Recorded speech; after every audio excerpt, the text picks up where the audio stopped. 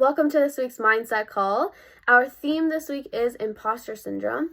And if we haven't chatted yet, my name is Megan and I am so happy to be here. Today we're going to go through the 5 different types of imposter syndrome. We're going to talk about what's going on in your body while you're feeling imposter syndrome, what it does feel like if maybe it's new for you, and then some tools to help you combat those sensations and understand why they're here, in ways that we can move through them in a way that feels supportive and allows you to get to the other side with compassionate action. So, first of all, imposter syndrome is when you have fears that you're going to fail. You have fears that you're not going to live up to your expectations. And fear in our body does not feel good. Basically, in these moments, you are your biggest bully. You're allowing your brain to be filled with doubts and negative thoughts, and you're focusing more on why you're not capable, why you're not good enough, why you're not skilled enough, why you're not meeting criteria. You're focusing on things that are not encouraging versus focusing on the things that allow you to fill yourself up with joy and hope and faith and strength that you could maybe do something, that there is opportunity here. Imposter syndrome tends to come up when we are shifting into new roles within our life. So maybe when you first become a mom, or you first became a wife, or when you moved into a new city, when you started a new job, when you started a new career, when you made a career change. Anything new in our life, especially for women, we often have these sensations of imposter syndrome. What's cool is that Dr. Nicole Young, she has broken it down, she's a book, into 5 different types. And this allows us to kind of notice for ourselves and observe ourselves as to know which one of these 5 are we. And it allows you to get to know yourself better and understand maybe where imposter syndrome started for you.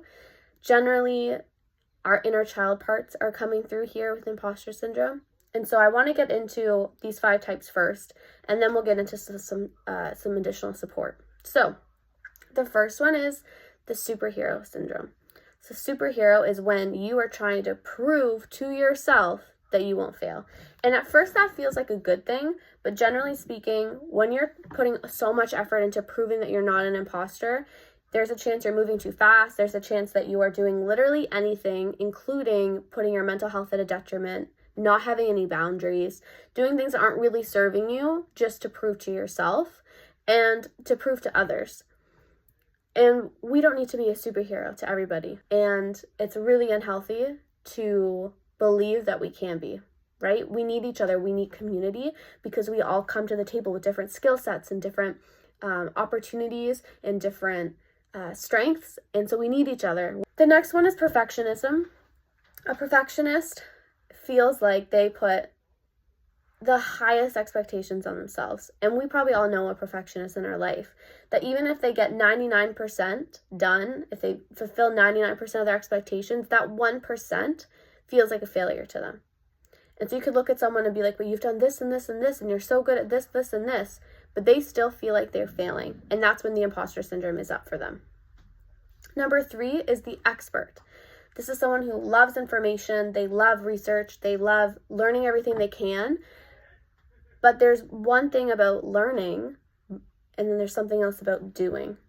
And so sometimes that holds them back. They feel like, I'm not ready for that because I still need to read all the books, I need to listen to all the podcasts, I need to read all the information before I take action because I'm not ready yet. And you can see how that's going to hold them back instead of learning to be someone who learns as they go or will learn more once they've done it, someone who's willing to fail. And failing forward, it can be positive. The rugged individualist is number 4, and for them, asking for help is their biggest trigger. They feel like if they ask for help, it invalidates their contribution. They feel like if they can't get everything done, if they can't do it themselves, they are no longer showing up as their best, they're no longer good enough, they have all these doubts in their brain that triggers when they do have to ask for help. And number 5 is the natural genius. And so this is someone who is like, you think top of your class, they have it, they're always smart, they always know what they're doing, they somehow just are really gifted. But the minute that they run into a struggle, or the minute an obstacle comes up for them, and it will, because we're human, that is their trigger. That minute that obstacle comes up and they aren't able to figure it out easily, the minute that problem comes up and they're stumped and they weren't able to get through it with ease, is when they feel like, I'm not good enough, I have all these doubts, negative thoughts are here, all of a sudden they feel like they aren't good enough. all of a sudden, all those fears that they can't fulfill their expectations are in their face. So out of those 5, maybe one kind of flagged you and you were like, oh, that's me, or I'm similar to that, I'm similar to that one. I want you to keep that in your mind and maybe do a little more research on those 5 types, again, by Dr. Valerie Young, and perhaps give you a little bit more of a breakdown as to what you need based on which of those types. Now, with a general consensus, let's move forward. When you're feeling those fears, they are in your body, those physical sensations. And so generally your nervous system is a little bit out of whack. You're probably feeling some sense of fight, flight, fawning, or freeze. If you're already familiar with how your body responds to fear in terms of the nervous system, then you'll know I'm a runner, like I'm a flight person, or I freeze. It's helpful to know these things.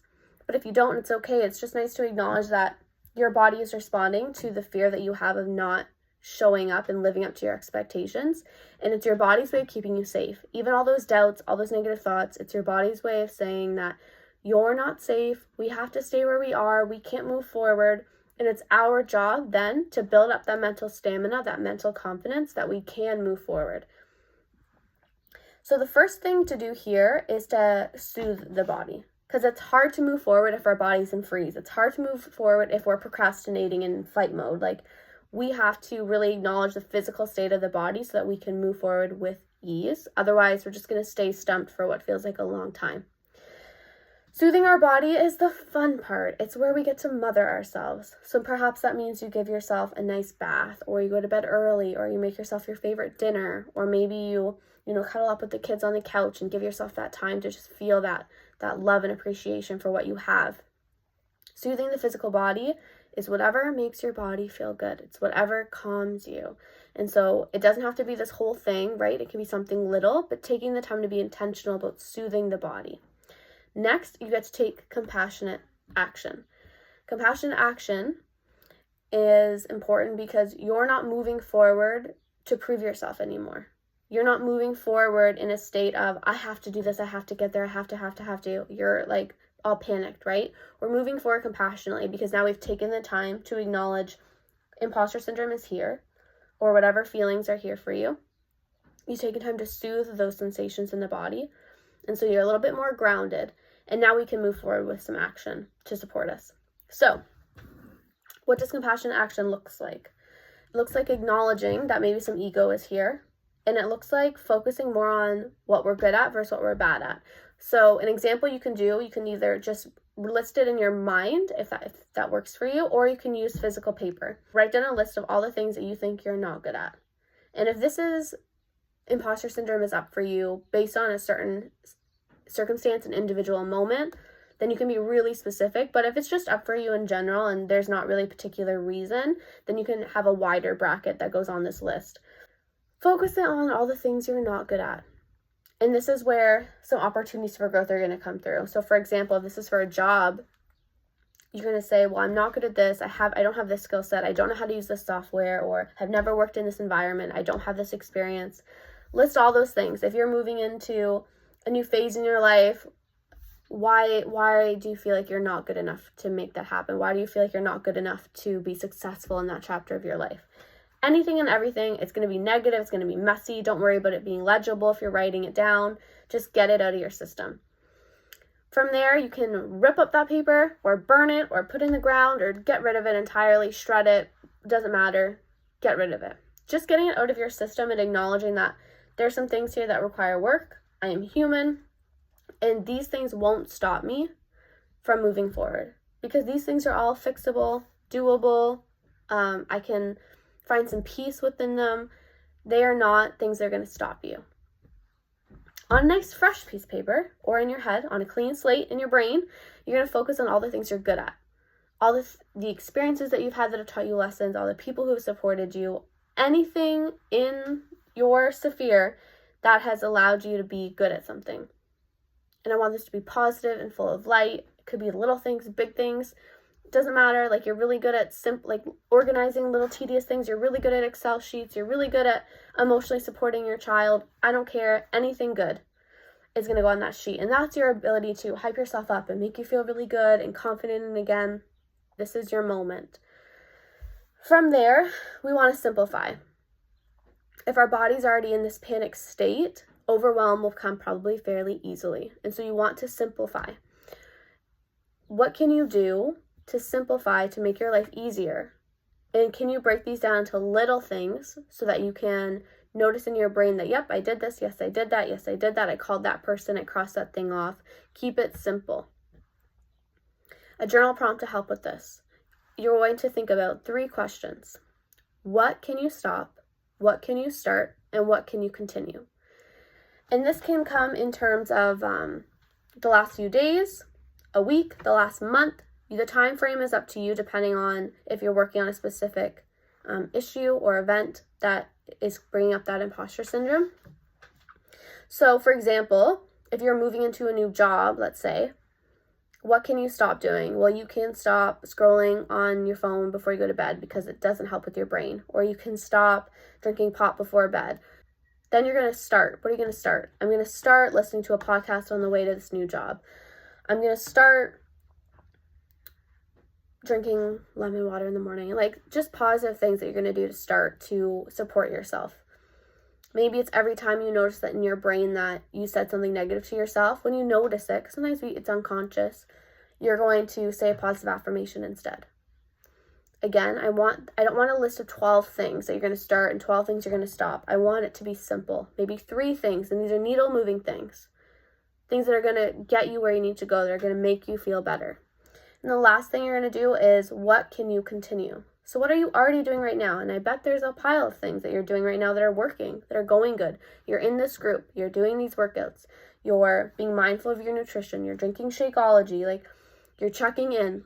All good things. And now if you pair that up with whatever is causing that imposter syndrome, again, like if there's a specific thing, what can you continue doing to support yourself? So once you have those lists, and again, these can be just done in your head too. You go for a walk, you're doing the dishes, think about these things in your brain. You don't have to have it all out on a piece of paper, even though that is a really great tool. And I believe that doing these things over time will help, because imposter syndrome can be a continuous fear. It's not always going to go away overnight. And sometimes it will. Sometimes these little mindset hacks will help you. And the next day you're like, okay, I'm feeling better. Or you allowed those feelings to process through and you were able to soothe yourself and you can compassionately see things from a different angle now. Great. But sometimes these are going to play in the back of your brain. And maybe some days are louder and some days are quieter. And so I hope that these prompts, these mindset hacks allow you to add to your toolbox of support and you can grab them when you need them.